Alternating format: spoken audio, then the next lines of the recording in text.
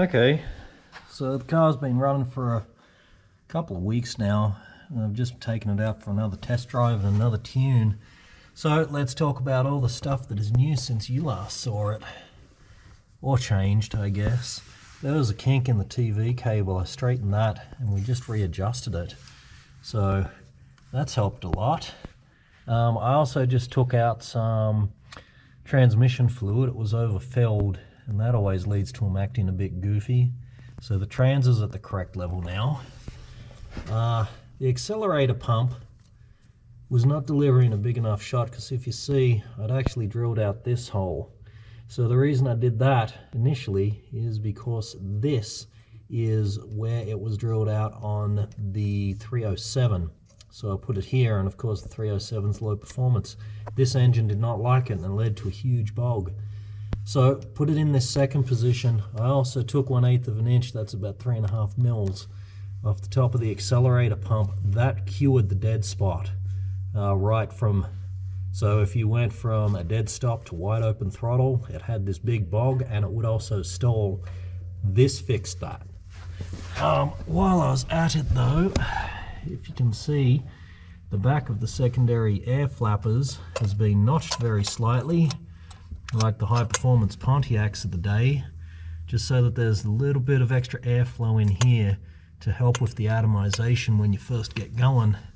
So that's pretty cool. And if we come over here, you notice that a factory type filter's back on there, because the Greta filter was spritzing this whole area with oil. Couldn't deal with that, so factory type cap went back on. And I also got rid of the Greta filter off the valve cover here and put the PCV back in with a fresh valve and a fresh clamp and some fresh hose, because the cab was starting to fill up with a whole bunch of smoke and fumes, and I wasn't real happy about that. So that's fixed that problem too. Adjusted the choke, adjusted the pull off. Yesterday, I was tinkering around with, well, first I adjusted the flappies here and found the best setting. So they're pretty good now. I also experimented with different hangers and different rods.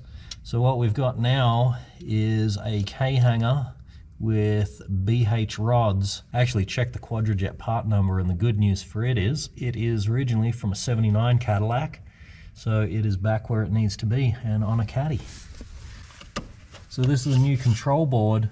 The replacement motor I put in was apparently burnt out, so this is the original motor with a new control board. Now the washers and wipers work. Let's just get in, fire it up.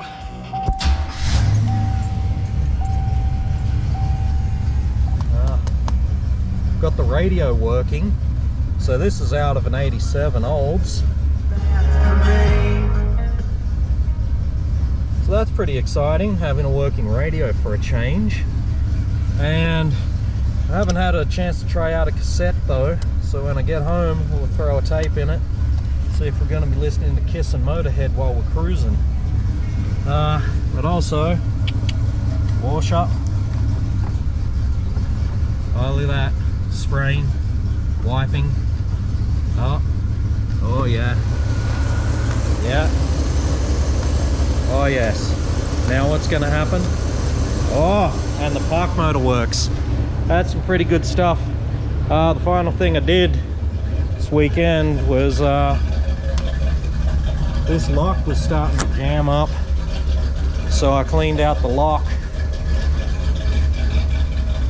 with some spray alcohol and lube. And tomorrow this is going to get a new exhaust, because if you can hear that,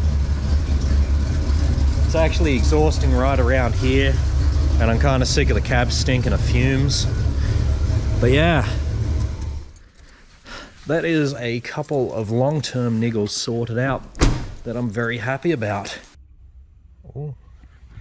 So we are at the brake and muffler center, because they just put a fresh exhaust on this old beast. I don't know if the phone's picking it up well or not, but the chuggy old farm truck sound's gone from it. And the I'm exhausting right in the cab sounds gone as well. And the muffler sounds pretty rumbly, so does the exhaust. I'm pretty happy with this actually.